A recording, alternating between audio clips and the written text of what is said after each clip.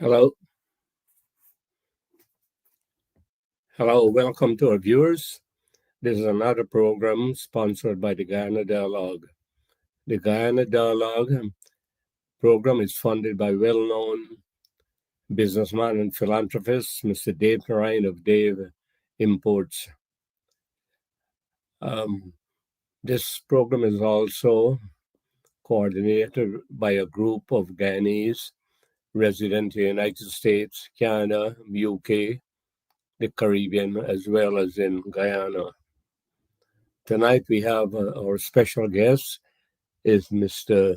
Rafeek Khan, who is the president of the Guyana Manufacturers Services Association, as well as he is the managing director of Juravilla Homes and Juravilla and Durable Wood Products in Guyana.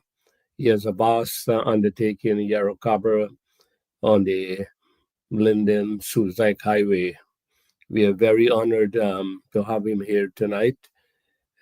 And with me are our panelists, Professor Muniram Budu and Professor Narayan Prasad. So we welcome them to this program.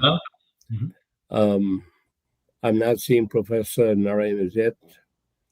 So we'll go ahead and begin the program. We welcome Mr. Rafeek Khan.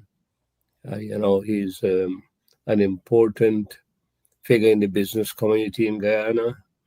And we have asked him to address a few things of importance to the Guyanese people. And I think that later on in the program, he has some breaking news to announce on our program. But before we start, we know that the government and Professor Budu, you will know that they carry out load testing of the bridge on two separate occasions. And I know you are very concerned about whether they will do that or not, but they have done it. And the bridge is scheduled to be open on Sunday at 5 p.m. by President Irfan Ali. So before we go into, as a businessman, Mr. Khan, tell us what will be the impact of this bridge on life, livelihood, and the business community in Guyana. Thank you, Dr. Tara, and the panelists. Always, it's a pleasure to be on this program and the opportunity to share about our businesses in Guyana.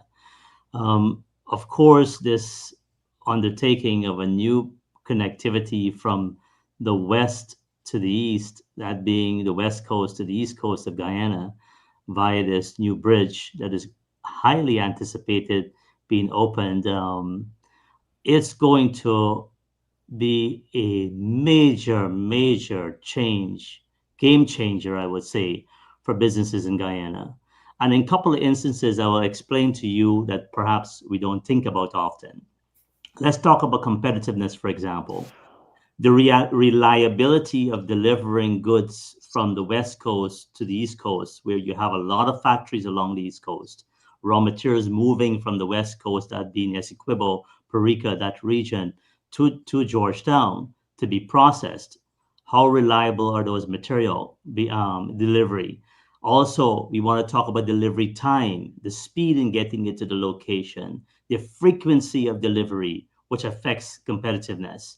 We talk about the improved access. Many times people don't realize that there's a limitation currently in how much, what's the payload on that bridge. You can move cargo on the bridge, let's say let's say it's dealing with stone, sand, lumber. I think right now you can probably move just about 12 to 15 tons of cargo, but the standard payload is about 20 tons. So you right away you will see competitiveness coming into play, whereby you can move more cargo, well, sufficient cargo on the truck. We don't want to overload trucks, but at the same time, we are now being able to become more competitive because our goods, movement of our goods. You have extended movements of cargo. Let's talk about the ships that are crossing, the barges. That's 24/7 opening. Now, companies don't have to wait for the bridge to open or close in order to determine their accessibility. There are other areas that businesses are going to save apart from just competitiveness. Let's talk about our workers. You know, how many downtime that we have with workers, staff, managers, key personnel is moving across that bridge every day. Sometimes they spend 2 hours in traffic. So I think what's going to happen now, not I think, I know for sure, people will have a better quality of life, less rushing, and hopefully be more productive in office. We look at some of the other indirect impacts to businesses and environment, emissions reduction. That's a major benefit to our environment. You talk about, let's talk about energy, the reduction in fuel that we reduce from even crossing the bridge. One of the biggest advantage, I must say, and I hope it maintain like this, is thanks to the government of Guyana that there's going to be no tolls in that bridge. No tolls for residential individuals or businesses alike. That has been an impact, I must say, in the past, not only to competitiveness in terms of downtime, but also the cost of doing business in Guyana in terms of productivity. So we will see no tolls in that bridge thanks to the government of Guyana. That is going to be a major benefit along with being able to move more cargo. So to sum it up, there's going to be major financial relief. There's going to be enhanced economic activities that is going to be happening. And of course, a modern Guyana, a more modern Guyana in terms of the action of this bridge opening. Thank you. All right, thank you very much. I think you implied to the level of frustration that people have. Okay, we just welcome here. We welcome Professor Naren Prasad, who is just joined us. Welcome, Professor. Now, Professor Budu, you want to make some comments? On the bridge? Yeah. Yeah. Well, those of us who was born and live on the West Coast always dreamt of a bridge. And you can remember Tara because I know you're from West Bank. We used to travel with the train and then the ferry and to go to school. That was really a hassle. Now we have a bridge linking the Georgetown basically or on East Bank to the West Coast. So we have now mobility, tremendous mobility of goods, services, and people. And it's going to only bring great economic benefit. But as Rafeek pointed out, there's going to be a lot more social benefits from people, right? That's going to incur from having this bridge. So I look forward for more economic progress, more social development, more high value living in Guyana from this bridge. Because remember, the West Coast, from what I understand, is going to be a major center. West Bank, West Coast is going to be a major center. And so now you're linking the city of Georgetown and East Bank to the West Coast. Tremendous benefit. And I think we have to look for now to link into Esquivel, Bartica area, and then we have to look towards Berbice and of course the Suriname. Because when we look at these things, we have to look at it in terms of interconnected transportation system, not simply as a bridge. The bridge must be part of its whole interconnected transportation with ferry, road transportation, air transportation. So this is one part of it. Mm-hmm. All right, thank you, Professor. Professor Narayan, you'd like to make comments? As you know, the new Demerara Harbor Bridge will be open on Sunday. So if you want to make some comments on that, how you feel about that? Yeah, well, I see it as part of the infrastructural development of the country. And in the infrastructural development, you have to link certain areas and resources. So I see the bridge as just another link to the resources and to the economic structure of the country. I and I hope that there are other kind of linkages, whether it's the Berbice River, or some other areas that could be have the same effect in terms of linking the resources, the manpower, the economy of the different sectors of the country. And I see it as a good indication of where the where the government is trying to uplift the country and uplift the people in the country. All right, thank you. Yes, well, I know the government is committed to building a new Berbice River Bridge, and they're going to develop the depot. They're even thinking about some other project there apart from the stadium that they are building at Palmyra. But and as the vice president said today, whatever they promise, they deliver. So Berbice can expect a great revitalization of various communities as well. Now, Mr. Khan, I want to talk before we go into the agro processing business, and you have your breaking news to tell our audience. I want you to go back a little on the forestry sector a bit, because when the PNC was in power, that sector was bankrupt. They even couldn't pay the workers their wages. So now the sector has been revived by this government, and you're an integral part of that, being the managing director of Juravilla Homes and also the durable wood products to import, I believe, prefab houses to other areas in the Caribbean, etc. Um, so tell us how you see the prospect of the forestry sector.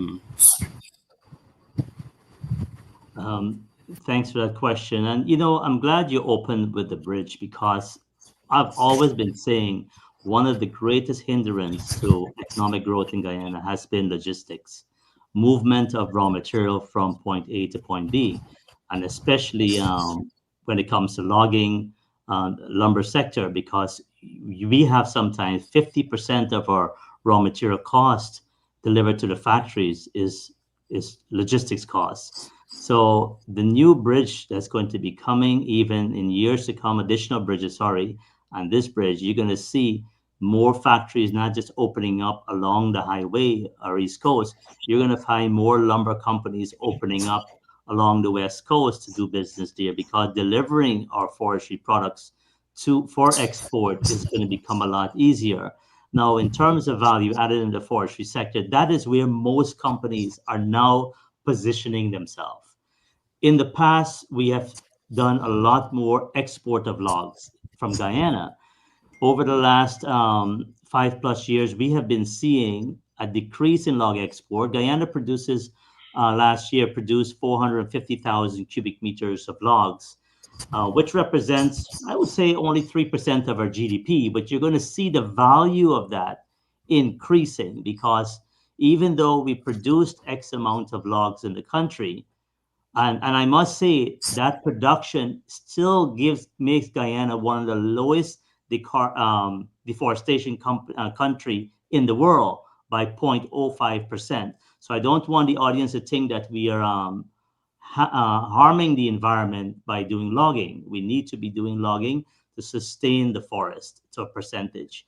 But nevertheless, moving to value added is where I see businesses are now going to be positioning themselves to become a major player within the competitiveness of our economy.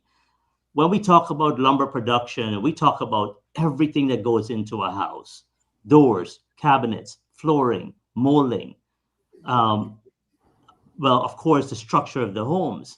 So Guyana, as you've heard the president said, there's going to be approximately 40,000 new allocation of lots this next 5 years. Last 5 years, it was 30,000.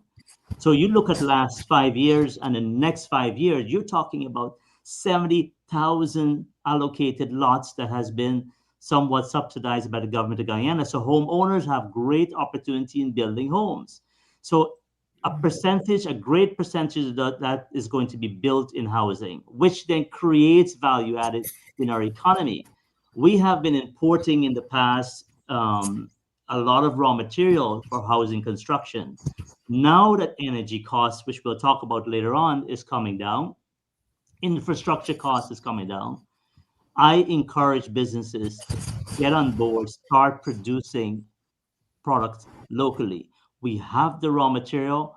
We're going to get lower energy. We have lower infrastructure costs. We got to talk about automation and a host of different things to become even more competitive. But in a nutshell, the forestry sector is growing, will continue to grow. As you perhaps would have heard, we're even now building an entire house made out of timber, flat pack, and delivering and exporting even regionally within the Caribbean. So let's stay on board and let's keep encouraging our forestry sector operators towards value added and downstream processing. Mhm. Okay, what incentives the government provide to people in the forestry sector? Major incentives, as a matter of fact, we're running out of incentives to ask the government these days in fiscal incentive. When it comes to the forestry sector, the government has been extremely lenient, I must say, with companies being able to scale up and creating an enabling environment. Of course, we have our challenges sometimes with skills, which is a major hindrance to the economy, the country as a growth. But with regards to enabling and having an enabling environment by the government of Guyana within the forestry sector, we have reduction in, actually not just reduction in fuel, removal of all taxes from fuel. We have removal of VAT on building and construction material. You have, which we're going to be pushing more for even other value-added products. We've had incentives for any capital investment in the country for equipment that you put into the forest. Any type of equipment, you just have to make your application on all of your inputs to manufacturing. Once you make your application accordingly, there's no duties in terms of capitalizing your businesses.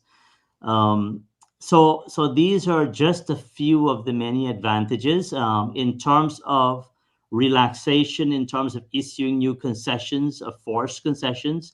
I have found that within the last 5 years or so, a lot of small loggers especially benefited more than the big, large companies that operates in the forest sector.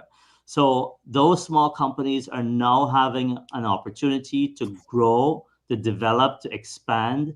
So I'm really hoping this trend continues and people, stakeholders, don't give up on this sector here, because this sector has a promising horizon ahead.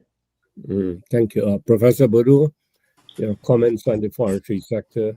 Well, yeah, let me start with the one in management. How is the forest managed? If you can be very brief on this, because every time you talk about timber, right, that's the first thing that come out, management, because it's an environmentally sensitive area. So tell me what about the management? Yes, there is a cutting cycle, and highly regulated the forest is. The government of Guyana, managed through the Guyana Forestry Commission, actually allocates a quota to stakeholders when they're doing logging. We do not clear cut. We do what you call selective harvesting, which is a sustainable management practice. You're only cutting a certain diameter of tree within a particular distance apart from each other, about 8 meters apart from each other. We do not cut trees without being, for large concessions, you have to inventorize the tree. It's called pre-harvest planning. So all in all, Guyana do not do vast cutting of forests. You have to actually select the species, get your allowable cut from the Guyana government. You're allocated a tag which has a GPS reading on it, a GPS barcode. That barcode goes on the stump of the tree, and another part goes on the log. So traceability even becomes easier. So every single tree that is cut in our forest for the logging sector is being tracked, traced, and given issuance of that tag before it's being cut. And then you have, of course, the pre-harvest planning that goes into play by the government of Guyana. We now have many persons would have heard of FLECT. Guyana signed on to the Voluntary Partnership Alliance with the EU. So the FLECT is a new license coming on board. It actually was initiated about almost 15 years now. We're hoping to get our license soon. And what that does, that shows that Guyana has a third party verifying and watching our systems. So it's not just Guyana government saying that we are sustainable. We have other countries signed on to Guyana to make sure that we are complying with our code of practice. So it is highly regulated, and it is being followed. If you don't follow it, you get fined by the government of Guyana, and that do happen sometimes. Yeah, what about the building industry? Are there standardization? For example, in the US, we have, say, 2x4 for Douglas 4, right? For making framing of houses. Do we have that in Guyana? Yes, there's over 1,000 wood species in the forest. No, but the standardization, the sizes and that kind of thing. Okay, sorry. Yeah, so within standardization, mainly the standards are 2x4. Just like the US, we have American standards in the wood industry. Guyana has a Guyana grading rule that we have to follow. And that grading rule is rated, well, I'm simplifying it, A, B, and C. So sometimes, depending upon your application, if it's for building and construction, you have to use a particular grade. Now, because of so many operators in the forest sector, it is hard sometimes to monitor the quality of the lumber that a homeowner is buying. This is why we like to educate homeowners to make sure that you understand grade.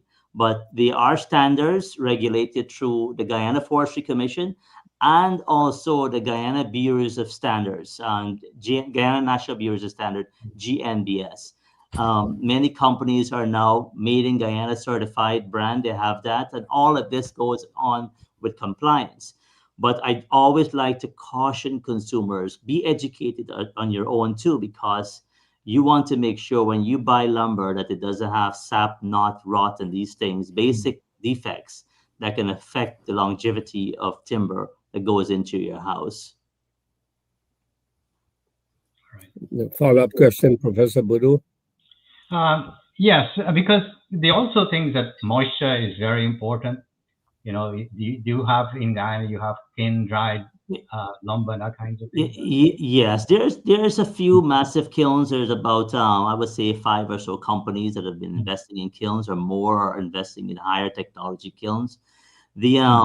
Not all timber must be kiln dry. If you're using it for furniture, of course, but it's important that you have seasoned timber. Timber can be seasoned air dry, by kiln drying, by spraying, and so on.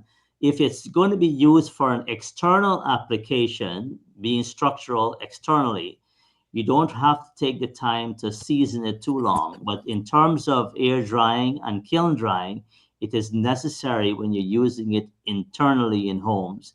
And this is why we have been trying to educate consumers to say, our wood homes are going to last because we're taking the time to ensure that we dry our timber accordingly and then construct our homes.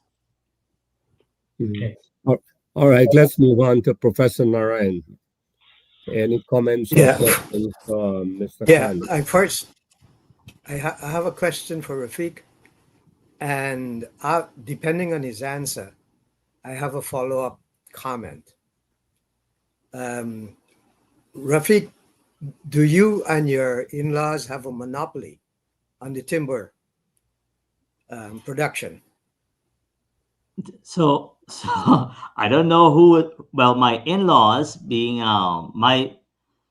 I don't like to call names of companies, but my company has manufacturing. We do little logging, but I have an affiliate, my father-in-law company. They are one of the largest logging company, well esteemed, operating in the Berbice River, called Variety Wood. So it's not a monopoly. There's about 20 plus major logging companies in Guyana, and over 100 small scale loggers.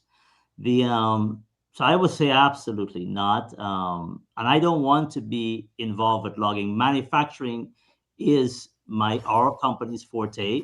We want to be buying logs from companies, because when we move away from our specialty, as manufacturers, and this is why I'm such a big advocate in manufacturing through the GMSA, is that we want to make sure that we are focused, we are specialized in what we do. And many times I've seen companies fail because they try to do everything just by cutting costs. But the short answer is no. There's no such thing as we have a monopoly there. The forest is vast. No, okay, the reason I asked that question is because I want clarification, because I know Rafeek knows me, Mhm. and I can vouch for what Rafeek said when he talks about the exportation of Guyana's material, that he is very concerned that the customer be happy with what they're producing. And I didn't want any conflict with the relationship I once had with Rafeek, because I can verify his work. When he talks about the drying, I know that because Rafeek came back to my home and make sure that the material he supplied me was acclimatized to the American environment. Mhm. And I appreciate that very much about him, that whatever he is saying and whatever he is presenting can be verified. And it can be verified by people like me, and hence my probe first. Mhm. So I didn't mean to be controversial in that probe. I just want to provide the assurance that what we present on this medium, that it can be appreciated. Absolutely. I appreciate that too. Yes. All right. Thank you very much. I'll see if we'll take a break now and then we'll come back to our program.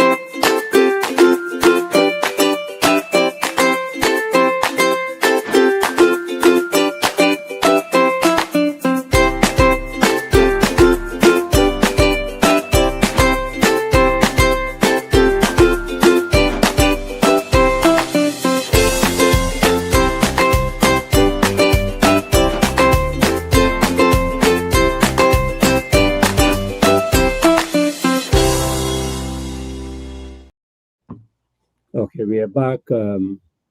Mr. Khan, there is one viewer who asked a question whether it might be beneficial to have a cargo train to transport lumber.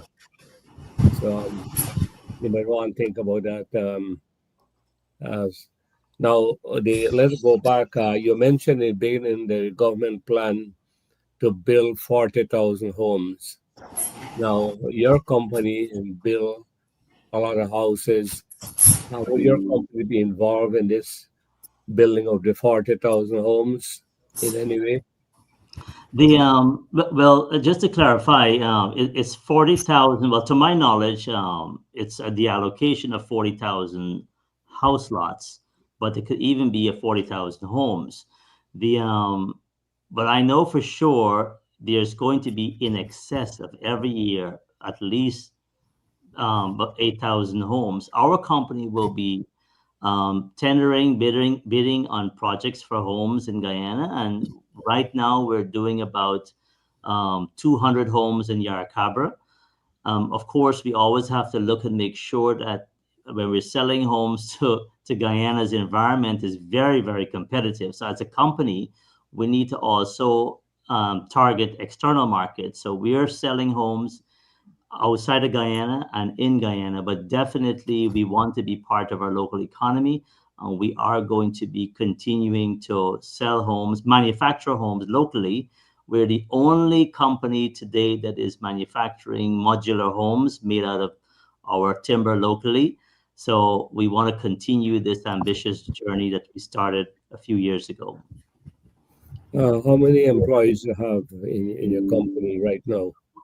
We have about 120 employees cumulatively within manufacturing and construction. As a matter of fact, we were forced to get into construction of constructing our homes. Before we were just selling the kits, but it's faster when we build the homes that we know best. So now we are vertically integrated as a constructing company for our homes. Thank you. Professor, we have a quick question to ask him on this. Well, this is more of a comment, and I would like to get your response to this. Recently, a colleague of mine came back from Guyana, and he said he had an aunt. He went to his aunt for low-cost housing, and his aunt was actually in a heater in the house. And he showed me the drawing for this house. And I must say, I was appalled by this because it will never be permitted anywhere in the US. And I just give you one clear case here. I couldn't see any roof ventilation in the system. And the way the house is designed is such that even if you open the window, there's no free flow of air, right? So that person in the house is actually boiling, right? That should never be for in Guyana when we have this ice breeze that we need to make use of in Guyana. Yeah, and if I may add to your observation, you see, growing up, we had a lot of wood homes, and they were small, but they were cool. But now, a lot of homes that are being built, people think concrete is the best thing, but concrete attracts a lot of heat, and especially when you have a small house, there's a lot of heat be captured in that home and not ventilated and so on. So we want to see persons considering using more natural material, positioning the homes accordingly for the circulation and so on of wind, and cater towards using roofing material that is more insulated. So it plays a great impact in terms of the environment when you have something built locally with low carbon footprint, but not only that, with low R value. So wood is a natural conductor of heat, and it doesn't transfer over to the other medium. No, well, I agree with you. Definitely, as you know from previous discussion, I agree that there should be a lot more use of wood. But even for this building, it shows there's some problem with not only the government, but also with contractors and so on, and designers, that these are inadequately designed, whether it's a block house, a concrete house, or a timber house, right? It's poorly designed. And that's an area I think the government needs to guard against. I think that goes back to is there a building code in Guyana? Yes, there is definitely a building code. With the vast amount of homes being built, it comes into enforcement too. But one of the things that we have seen, which is very positive now, government wants private sector to play a greater role with taking on the responsibility of design. The Builder Show, every year Guyana has this International Builder Show, and we've seen new designs that private sector is proposing. So the president recently actually has announced that he wants companies to participate in modular homes, and he wants about 8,000 homes built and being proposed. Now, each company, the private sector, we as companies, not the government, we are the ones who have to go and make our plans and proposals accordingly, and not just rely on the government in the past designs, but look at modern designs and how those homes are even more welcoming in terms of the consumer with regards to livable space, storage spaces, and so on. I just want to make a comment, Tara, because Rafeek mentioned about code. I kind of disagree with you with this code. You see, I look, for example, at housing, what they have is what they call a so-called code. That's not code, right? And secondly, it's not only having the code, which I don't have, but enforcement is important. See, and I think that is an area in project management and enforcement of basic design is not there. You know, I've seen this fellow showed me some more other design drawings, right? And they're terrible. Okay. All right. Professor Narayan, you want to make a comment on that? Yeah, sure. Rafeek, in your production of modular homes, I remember a discussion you and I had years ago. When I say years ago, it's like 6 years ago. Okay.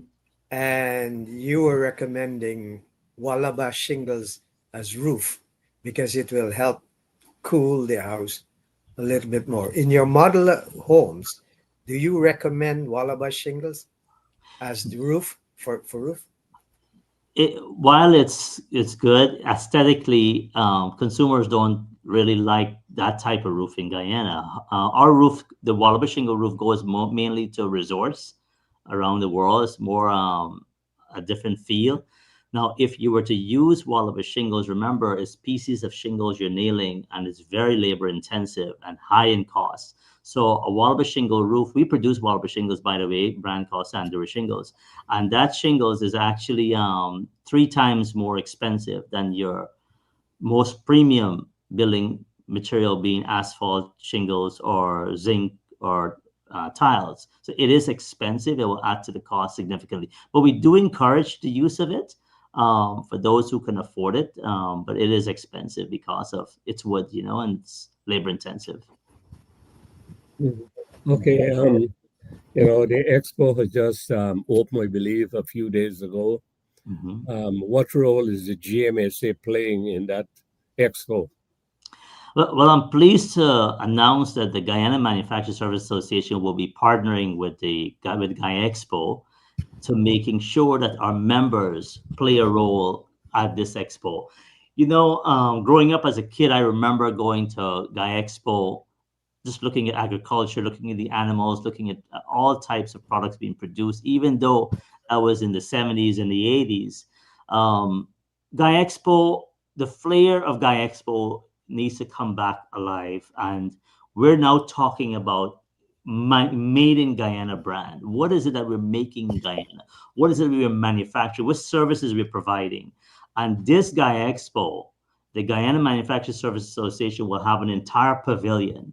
The Honorable Susan Rodriguez has spoken to us and said, look, the GMSA needs to present its story through every subsector, not just forestry, not just agro processing, but we have other sectors within the manufacturing services that we can present that story. So we're encouraging businesses to sign up, to play a role, to participate, because this is the only way that we can be patriotic consumers and manufacturers to our growing economy. We want to show the world what Guyana is producing, and many people don't realize the amount of products, even though they might be some small companies, the amount of products being produced in Guyana, food products, beverage products, even you're going to see there at the Gaia Expo, arts and craft, many other smaller producers and manufacturers will be showcasing their products. From small to large, you're going to see companies represented there at the Guyana Guy Expo upcoming in a few weeks, 3 to 4 weeks from now. Any quick comment, Professor Narayan, on the Guy Expo? No, Doc, I don't. Okay, Professor Bodu. Yes. You said that there are going to be lots of good stories on the manufacturing. Could you tell us, for Rafeek, what are the key manufacturing segments in Guyana at the moment? All right. So if we pick first the construction sector, which is a very fast growing sector, right? You have a lot of items that I would have already mentioned a little bit in the forestry sector, but you have outside of the forestry, you have windows that are being manufactured, PVC and metal windows. You have roofing products that are being manufactured. You have some doors, many doors are being imported. You have cabinets that are being manufactured in Guyana. That's the construction industry. In terms of the agro processing industry, my goodness, from wine and spirits and beverages, you have almost every array of drinks products that are being manufactured by Banks, DIH, DDL, and many other smaller beverage companies that are producing in Guyana. That's the beverage. In terms of jams, in terms of pickles, in terms of barbecue sauce, anything that goes into your kitchen, we are manufacturing in Guyana. Pepper sauce, of course, ketchup. I mean, you will find almost every household products that are being consumed are being produced in Guyana, manufactured.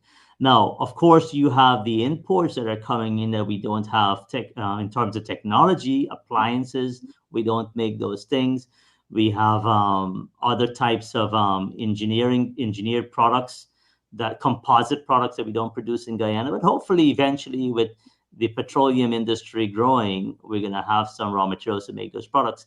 So if you look a bit deep, we do have manufactured products that are happening that we need to be supporting. And when you go into any supermarket and you look on the shelves, you're going to be seeing Made in Guyana brand more and more as we become more competitive in our economy. But are you exporting? And if so, which are the main countries you're exporting to? Well, for our sector, we export to almost every region in the world. But the main countries will be the Caribbean, will be Europe, mainly the UK and the Netherlands are two main countries here, and the Middle East, because of hydraulic and engineering applications for timber products. But we want to keep encouraging exports, because without exports, you're not going to have the foreign currency that we need in the country. You have to have a little balance. So we just can't rely on the domestic market only. The regional market is very important. As you may know, also, forestry is the only natural resource that adds value from the raw material all the way to the finished product, right? So timber products have been a major foreign currency earner, as well as gold, and now, of course, the oil and gas. But definitely export is critical. Now, prices are becoming very, I would say, encouraging in Guyana, that companies are mainly selling domestically because there's a great market opportunity in the country, but we should not neglect our export markets. Okay. Now, I want you to discuss a little more about the agro processing, under whose responsibility that initiative is being undertaken. Would it be the central government or a public corporation or the private sector who will be the driver of this agro processing trust in Guyana?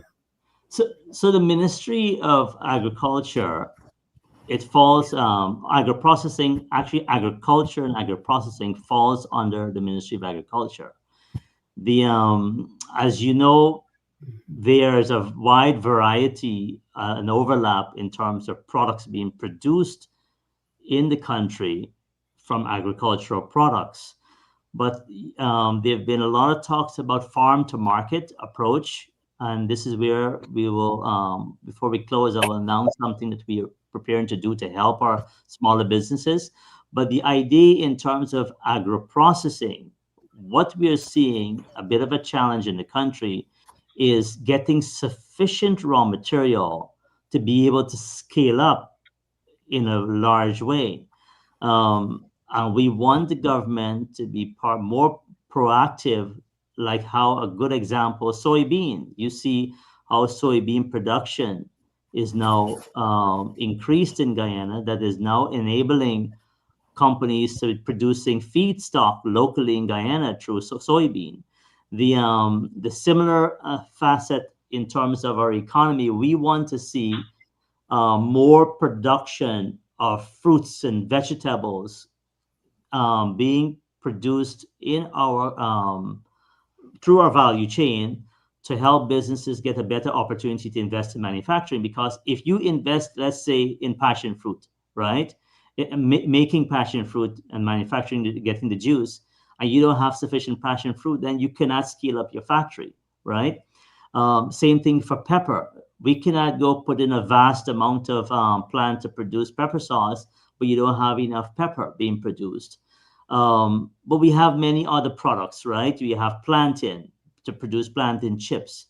So as manufacturing scales up, we have to also at equal or even more increasing the pace of production in terms of producing the crops to keep feeding the agro-processing sector. The milk industry, as you see, there's a company doing fresh milk, right? We need more cattle in the country to do more types of milk production to have those milk bottled.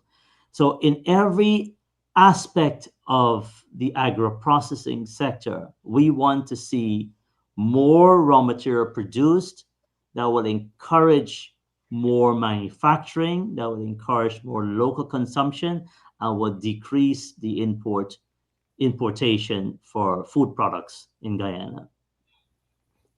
Professor Narayan, your comments? Yes, in terms of the agro production, one of my concerns is that Guyana is a small country and you cannot afford to have monopolies in any of these industries because that will kill the entire country, whether the government believes it or not.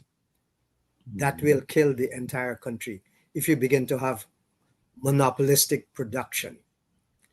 And what two Nobel laureates, Banerjee and Sen, they both provide the answer.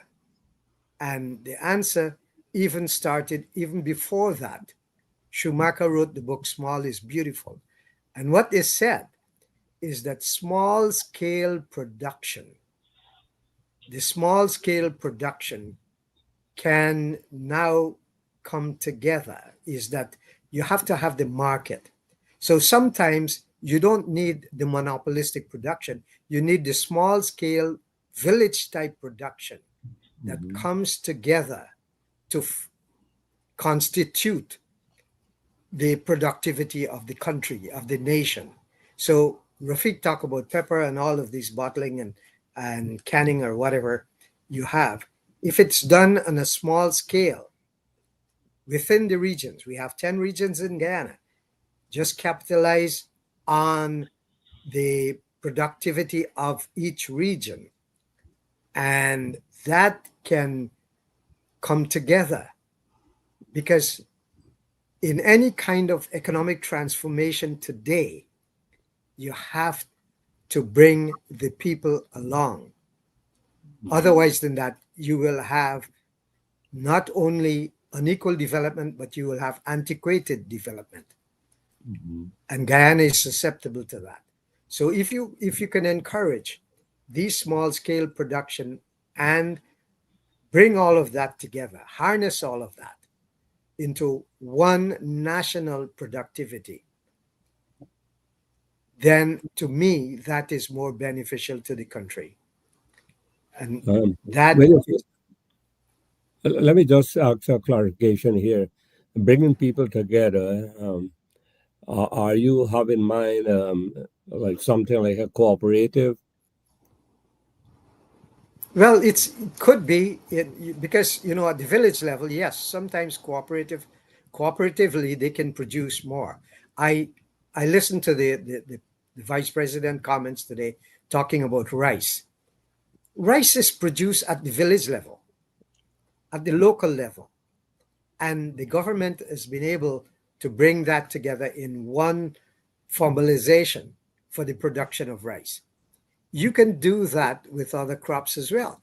And Banerjee, especially in his book on pure economics, he outlined this in detail how it can be done. So it is nothing new. What I'm saying here is nothing new. And I'm not an economist, but I I tend to follow their thinking. Mm. And it's like taking the Gandhian approach. Today is Gandhi's birthday. Taking the Gandhian approach. Small is beautiful. You produce it locally, yes, and it can be done. Dr. Singh, it can be done cooperatively, or it can be in terms of family wise, because we know many of the villages is constituted with members of families. They know each other, they relate to each other, and they can be the producers. Mm. Dr. Ryan, I would like to say something encouraging that is happening, and many persons don't know about it. It's the government of Guyana has introduced something called shade houses, and these shade houses, is the hope is that it's going to encourage more smaller farmers, how even households to get involved with cash crops, with manufacturing. Agriculture in their backyard. Take for example these homes that we're building in the highway. Do you know every single home is going to get a shade house in their backyard, which the government is going to provide at, I believe, no extra cost, and that hopefully will pay help subsidize or help them get the cost qualify for their mortgage. But the idea here is we want to have more types of programs like that, projects like that. You have the hydroponics has been growing and expanding in Guyana. You have shade houses. I'm so surprised to see how many farmers are now involved with agriculture than before. People from the diaspora are going back to Guyana, going to various regions of the country, every single region, and getting involved with their roots for where they started at in producing and getting involved with agriculture. Um, so you're going to see more and more of that. We talk about Guyana being the bread basket of the Caribbean. As a matter of fact, that's going to be one of the major emblem at Guy Expo. But we don't want to be talking it, but we want to walk that talk. And I believe, and my hope is that the areas in where businesses and citizens need help most is going to be creating that economic zone and those hubs. So when you're getting involved with agro processing or agriculture, your goods are not spoiling when you produce it, and how quick do you get it to market. You cannot talk about agro processing if you don't have cold storage in various regions of Guyana, if you don't have food hubs.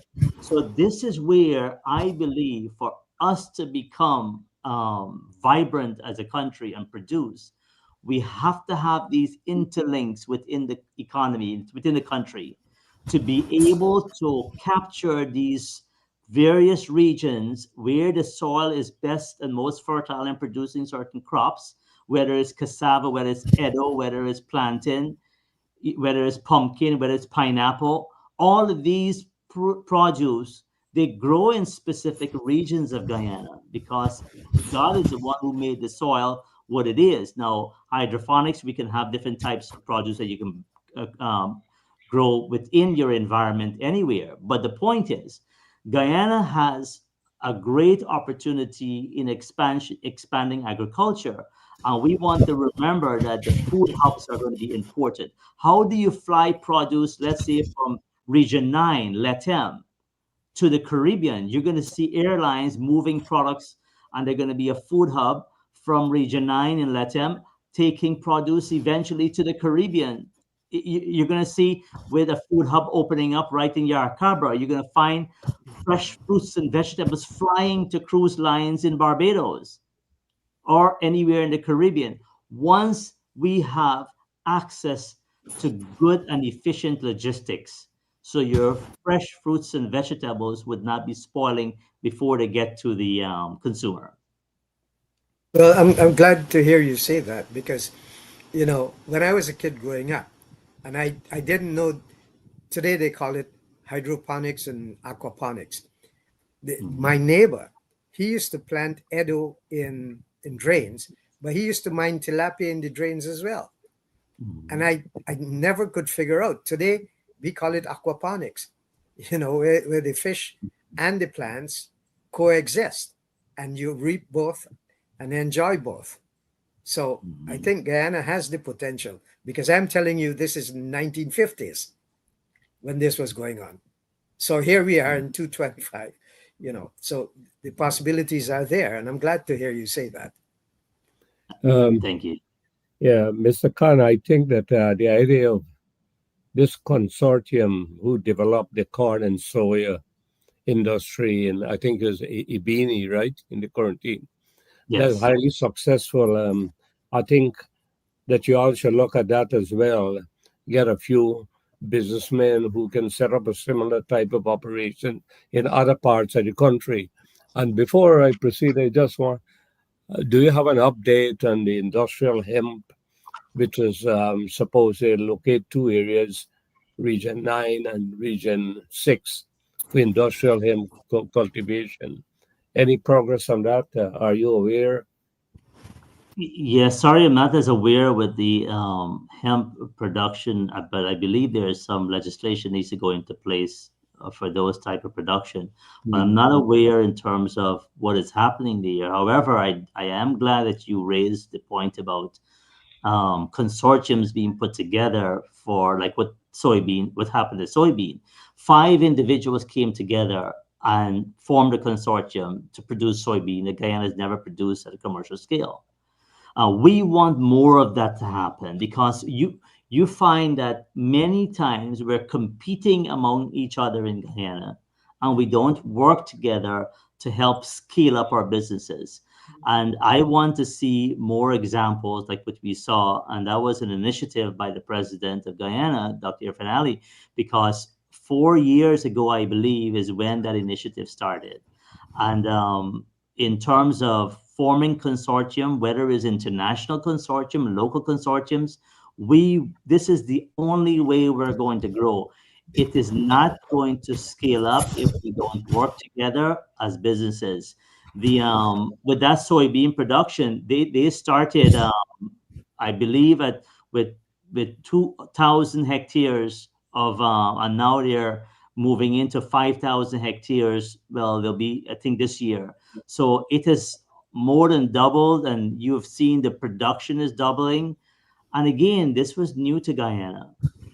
Why can we not have similar type of consortia with our agriculture, with our with our agro processing, with our forestry sector? Because many Guyanese, they have land. Many Guyanese, they have infrastructure, buildings.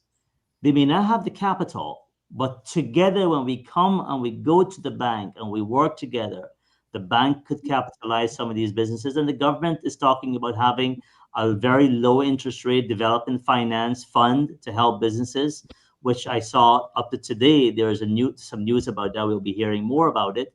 But access to finance has been hindering the growth of many businesses. Now, we want to be able to come together and build industries like we have never seen before. This is a whole new era of industrial growth. In the next 5 years, we want to be scaling up. Once for sure, we're going to see energy costs coming down. We didn't talk much about that, but with energy costs coming down by 50%, can you imagine how much that's going to save businesses? So infrastructure and energy, now is the time to invest in Guyana within our manufacturing sector. All right. We've just past program time. So, Professor Budu, I ask you to make a closing statement in a minute. Yeah. Well, we can say a lot of things here. We are free to make all kinds of suggestions, right? But when you are in politics and the government, they have lots of constraints, right? They have a lot of constituents to satisfy. So we have to be very careful what we say. And you remember 5 years ago, Guyana was a very poor country, right? And now we are trying to grow. And so that a lot of things that we think that should happen hasn't happened, but it's going to happen. It takes time. And as I said, we can suggest all kinds of things here, right? But because we don't have the constraints, the government has a lot of constraints. And in my view, they are doing a lot of things very well, right? Right? You mightn't see them now, and I think I said this before, one of the criticism, because their messaging is not out there, right? It's still hidden. Some of the things that Rafeek talked about, first time we're hearing about it, although we had a lot of ministers on this program, we never heard about those things. But those are very important things. The messaging of what the government is proposing, how they're going about it is very good. The agricultural value-added products, right, and the way you mobilize small farmers, it's already known. I've seen this in Tunisia where you have people have small farms with date, how to take it to the village market, auction it there. When the village market goes somewhere else, it's all organized. And you see value added products in rice. You go to Vietnam, you see dozens of value added products, right? Rice making pasta and so on. So a lot of things that is out there, but we need to be very careful how fast we want things to occur in Guyana. All right. Thank you, Professor Narayan. Your closing remark. Yeah. Well, it was very comforting to listen to the Vice President today because he outlined many of the projects and many of the undertakings that the government planned in the next 5 years. And so it was very heartening to hear, and he linked them with each other. Now, I agree with Dr. Boudou that any type of transformation takes time. The only reservation that I have that is any transformation must be policy driven, and to be policy driven, they must be accompanied with informed information. When I say informed information, is that the policies, you can have all kinds of policies, and if they are willy-nilly, then they would not achieve anything. But if they are informed, which means that whether it's based on a needs analysis or whether it's based on a productivity analysis, whatever analysis that they do, whatever transformation is taking place, it must be informed, policy and policy driven. And I think that we are in that direction. From what Rafeek presented, we see that we are going in that direction. The only thing I will like to see is that we do not deviate, but that we can accommodate. When I say deviation, I mean whatever it's policy driven, the policy can always be tinkered with to meet the requirements of the development needs of the country. Thank you, Professor. Now, Mr. Rafeek Khan, your closing remarks. Yes, my closing remark would be to highlight something very successful about to happen next week. As you may have heard, big challenge is that we need more industrial hubs in Guyana, right? And especially for light manufacturing. So the government of Guyana has called the GMSA, and actually the president, Dr. Fernali, called upon GMSA almost 2 years ago to take up the mantle and start running and operating some of these agro processing facilities that has been sitting dormant. The country has several of them, whereby the government would have constructed them through funding and grants over the years. But there's one particular one in Monrepo, and the school, Guyana School of Agriculture, they're going to be partnering with the Guyana Manufacturing and Services Association to run and operate the agro processing facility. So the first time ever, a business support organization such as the GMSA will have the opportunity to take some of our members, our small businesses and growing businesses, to give them an opportunity to have an umbrella, have a factory environment where they can prepare to get their businesses scaling up, not just at the slow pace, but the fastest pace. Whether you're making tea bags, whether you're making pickles, jams, whatever it might be in agro processing, the government of Guyana and the GMSA will be signing an MOU sometime soon, hopefully next week, whereby we're going to be seeing more SMEs participating in manufacturing through the agro processing sector of the GMSA. Excellent development, and we thank you for your service to the country and the great job that you're doing. And we thank you very much, and we thank our listeners, our viewers. Professor Boudou, thank you. Professor Narayan, thank you, and have a pleasant weekend. And those of you who are living in Guyana, I hope you turn out to watch this historic moment, the opening of the new Demerara Harbor Bridge. Professor Boudou, you live in West Demerara. You used to live there. You belong there. I belong there. So we should really go down and be part of this history-making event. Yes, indeed. Anyway, good night to everybody, and have a pleasant weekend. God bless. Yeah. Okay.